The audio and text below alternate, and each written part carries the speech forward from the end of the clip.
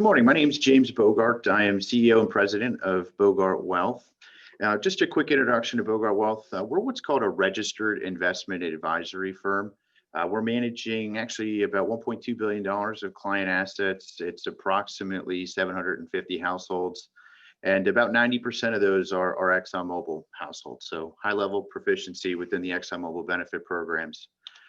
We are true fiduciaries for our clients. It means that we're legally obligated to put our clients' interests before our own. No hidden agendas, transparency along the way, full disclosure. And I think it's very important in today's age. If you're interviewing an advisor, they really do need to be true fiduciaries.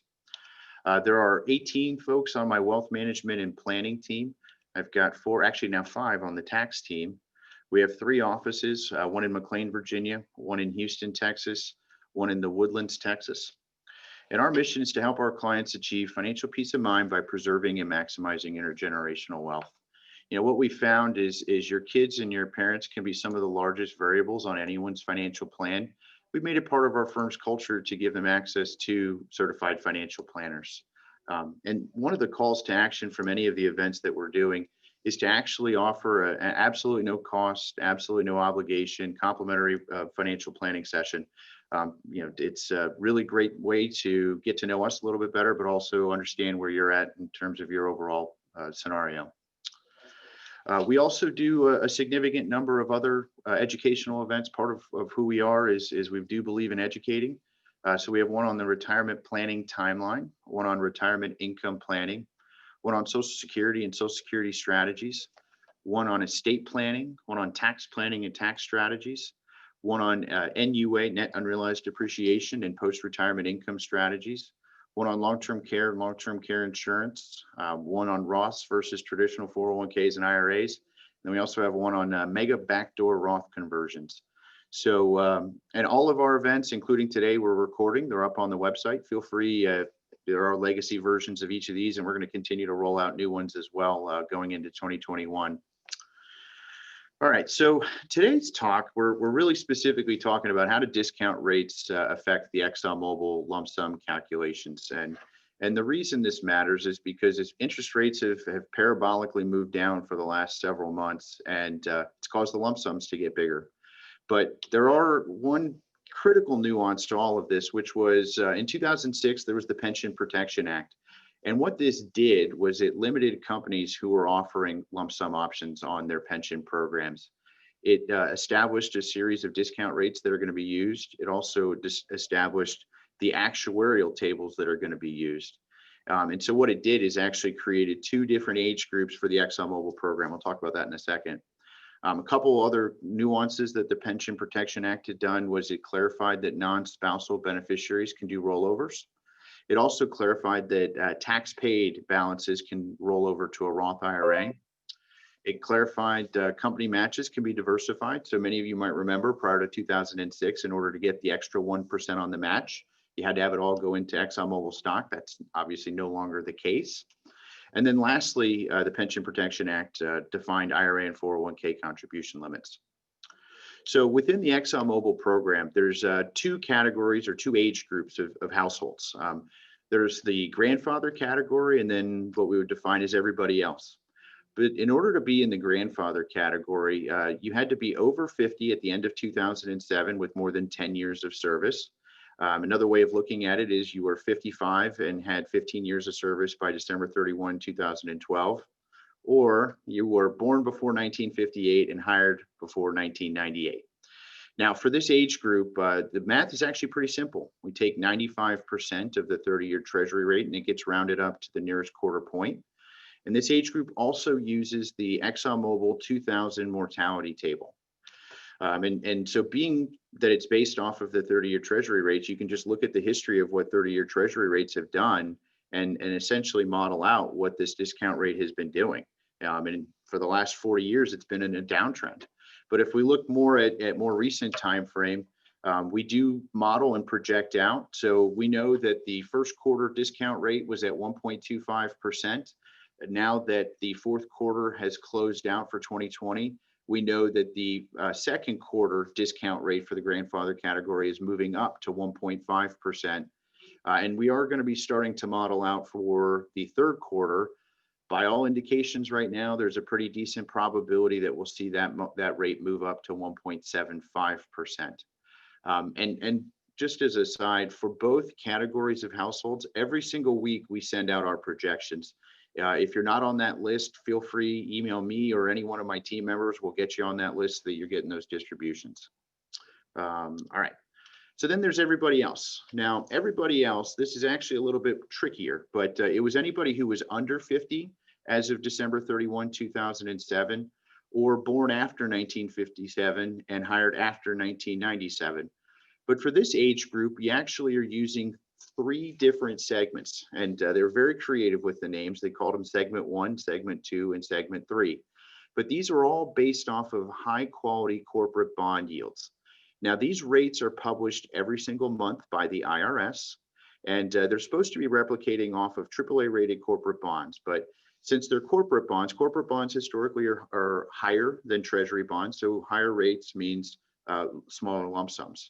Now, the other thing for this age group is they use the IRS mortality tables, which are updated every single year.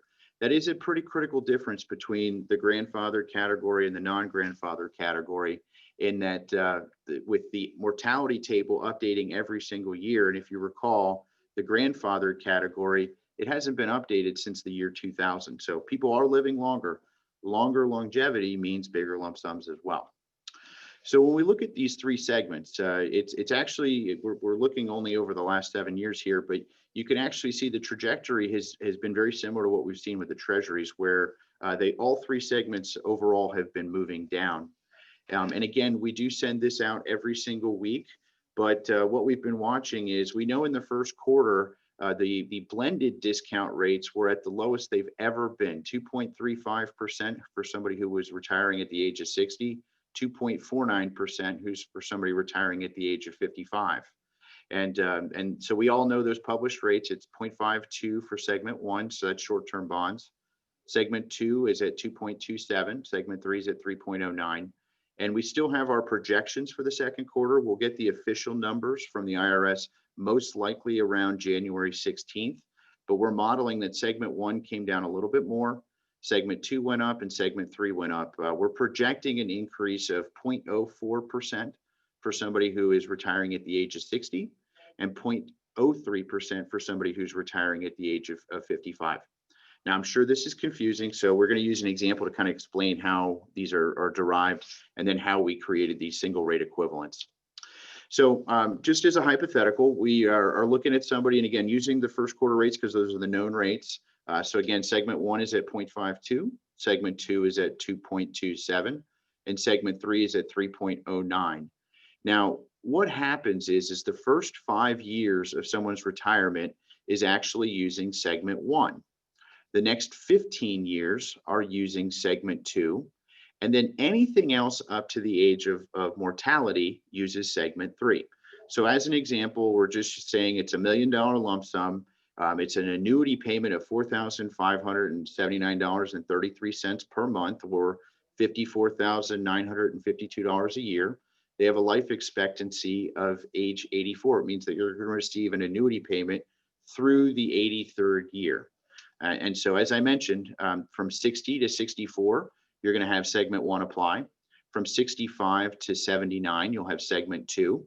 And from 80 to 83, you'll have exposure to segment 3. Now, going back to kind of these single rate equivalents, what I just listed for you was that 2.35 of blended rates.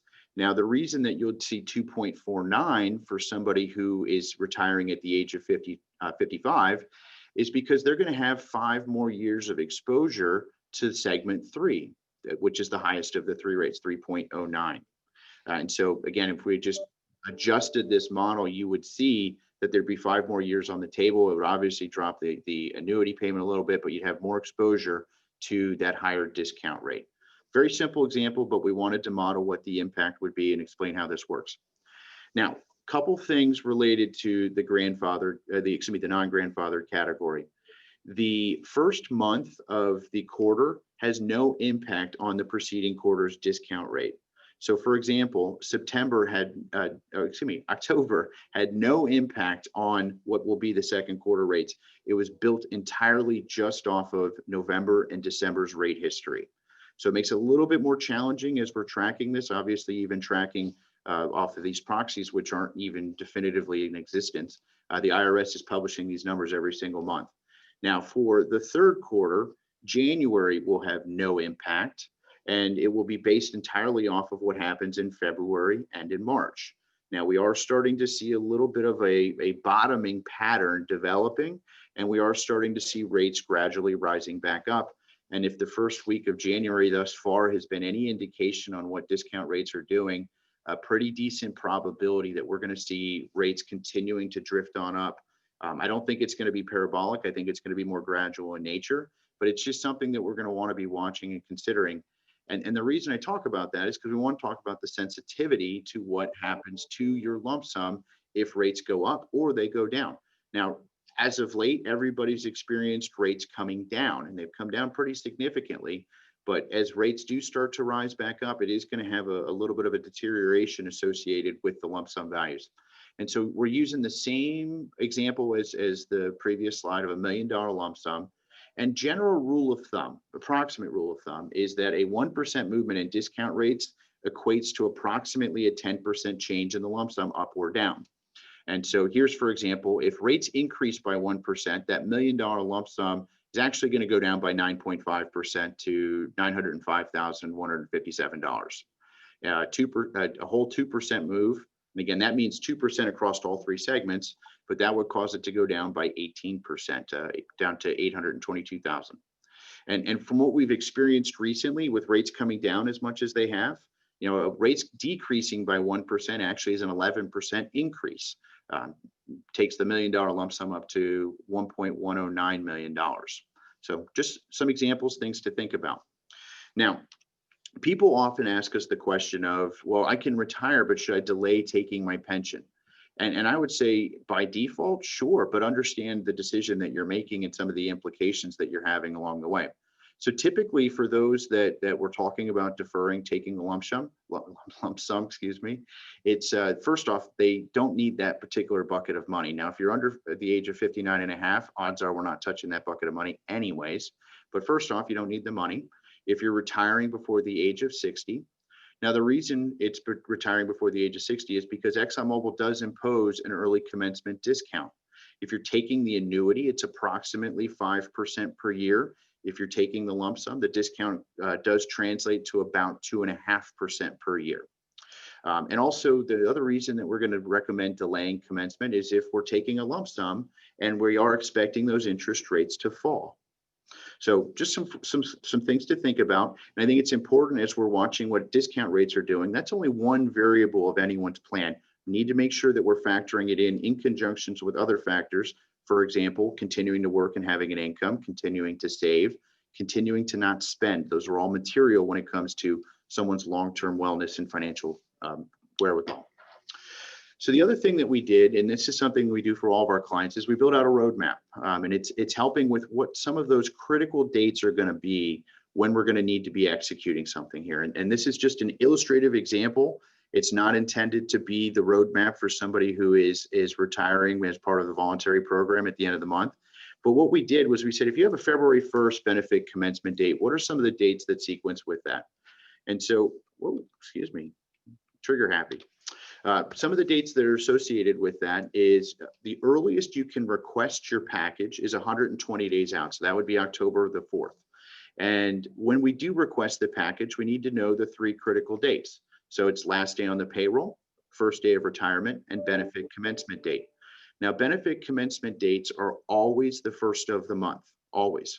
The other two dates can change. And so, for example, anybody who's taking the voluntary program, their last day on the payroll is January 31st. First day of retirement is February 1st. And they can also have a benefit commencement date of February 1st. Now, for most of our clients who are under the age of 60, we recommended wait until March the 1st so we could reduce the discount and have more visibility on what's happening with the discount rates going into future quarters. Now, when this package comes in, it's call it a quarter of an inch thick or so. It is everything related to the pension program with ExxonMobil. And within that package, I do highly, highly recommend that you review that with your advisor. We prefer to visit with our clients and complete that with them, whether it's via Zoom or in person. But that's where we're going to have to make the decision if we're taking a lump sum or an annuity or some combination therein. We're going to need to know what those critical forms are that need to be executed on. And then most importantly, what that date is that we need to get it back so that everything can execute on time. And so for a February 1st benefit commencement date, we needed to have that package back by December 28th. Now, I will admit, ExxonMobil did make an exception this last month. They let everybody go until the end of the month. Now, I will say it's not the end of the world if you don't get it back on time, because you always have the ability to defer it. And if you don't happen to get it back by December 28th, you have until January 25th. So, and they'll cut the checks and have everything processed on March the 1st. Again, benefit commencement date's only the first of the month, so they only process once a month. Now, right around your benefit commencement date, that's when the checks will all start arriving. If you're taking lump sum check's going to get mailed to you. And then at that point, you want to get it to your advisor. If you have a supplemental pension, additional payments plan, or a non-qualified plan, we'll set that up to have that get direct deposited. And then at that point in time is when you start having to have the conversation of how you're going to invest that money, and really confirm what your investment strategy is going to be. And then once you're in the system as retired, it typically takes them 3-4 days to have you in the system as officially retired, is when you can go and call Voya to do your rollover call. That's treated totally separate from your intent to retire package. Now, related to the Voya call, I also highly, highly, highly recommend having your advisor on the line, somebody who knows how to process these. I will admit, Voya and I are not on good terms right now. I'd say probably close to 70% of the calls I do with Voya, there's mistakes with. And sometimes the call goes smoothly, but then when they process the paperwork and then everything's coming in that shows what the taxable events were, those are incorrect. So I also believe not only is it important to have your advisor on the line, but also have your advisor review the statement of account distribution once that's done as well. Now, savings plan rollovers, just to set expectations, more often than not, there's a cash piece and a stock piece. The cash piece rolls out pretty quickly. We typically can get that in a week or so. And then the stock portion, that does take longer, anywhere from 4 to 6 weeks, because your shares will all move via computer share. That does take a little bit longer for that to process and get everything moved over. So that's just a real high level introduction on the timeline. And for any of our clients or prospects that we're visiting with, we're helping with building this out to help with some of those critical executables. Couple things to think about now. You definitely want to have a plan. You know, this environment, it's really manifested why it's so important to understand what your options are, what the implications of different sequencing and timing is going to be. And if you haven't done a plan yet, I highly, highly, highly encourage it. I recommend visiting with several advisors and getting different perspectives. But most importantly, I also think that if you are going to hire an advisor, consider having a trial relationship with them ahead of when some of the bigger decisions are having to be made, and understand how they communicate, how they process certain events, and how they interpret market data that then translates into how your money's going to be invested for you. As you're doing this planning process, really understand your cash flow needs, understand your risk profile. You know, I do think that when it comes to market fluctuations and volatility, we don't ever truly know someone's risk profile until we go through a very volatile market environment. But I do like to reiterate that if your goals and time horizon have not changed, your investment portfolio and the strategy that you're deploying, the amount of risk you're taking, should not necessarily change. But if you haven't built that out correctly on the front end, that's typically when the most anxiety does get developed. I do think that your risk profile should incorporate your short-term as well as your long-term goals, and making sure that everything's appropriately allocated. Okay, so that was all I had for today. We do have some upcoming events. January 20th, I'm going to do the Roth versus traditional 401k and IRAs. January 27th, I'm going to be doing our retirement income planning event. And then on February 3rd, I'm going to bring this one back, and we'll have the official second quarter rates for that one. But again, we are sending these out weekly, and as soon as we have the official rates, we'll also be publishing those. Feel free, if you're not on that list, happily will add you to it. And if you haven't taken us up on the opportunity to run your numbers, please do. It's a great opportunity to understand where you're at, establish that baseline. And lastly, here is our contact information. I know Mindy and Sydney will be following up with everybody afterwards, but if there's any questions at all along the way, please feel free, reach out to myself or any one of our team members. We're delighted to be a resource for you. Most importantly, stay healthy, stay well, and we'll talk soon. Take care.